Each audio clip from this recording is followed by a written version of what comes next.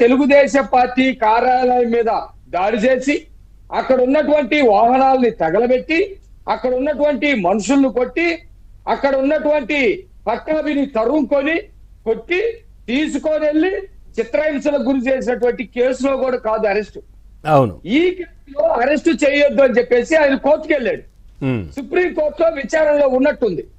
దాన్ని కూడా వైసీపీ నేర ముఠా అంతా ఏం చేస్తుందంటే కోర్టులో విచారణలో ఉండగా మమ్మల్ని ఎట్లా అరెస్ట్ చేస్తారని చెప్పేసి మాట్లాడుతూ ఉంది. అయ్యా, అరెస్ట్ చేసింది ఈ రోజు వంశీని తీసుకొచ్చింది దాడికి తెలుగుదేశం పార్టీ కార్యాలయం మీద దాడి చేసినటువంటి కేసులో కాదు. ఆ దాడి కేసులో ఎవరైతే సాక్ష్యం చెప్పారో, ఎవరైతే ఫిర్యాదు ఇచ్చారో, కేసు పెట్టారో సత్యవర్ధన్ అనే అతను కొన్నాళ్ళుగా ఉన్నాడు. ఆ తర్వాత అతన్ని బెదిరించి కేసుని వెనక్కి తీసుకొని చెప్పేసి అతని కుటుంబాన్ని చంపేస్తామని చెప్పేసి ఒక ఫిర్యాదు న్యాయమూర్తి ముందు ఇచ్చేటట్టు చేశారు. ఇక్కడ లాజికల్ గా చూడాలి.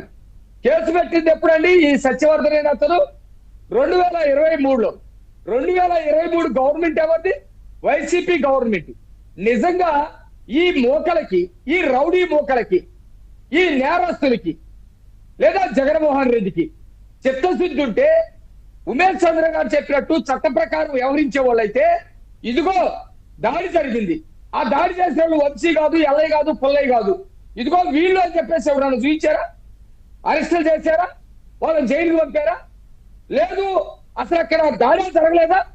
తీర్చి పుట్టేసి ఉన్నదంతా కూడా సినిమాలో జరిగిన పక్కియా? ఇదన్నా చెప్పాలి కదా.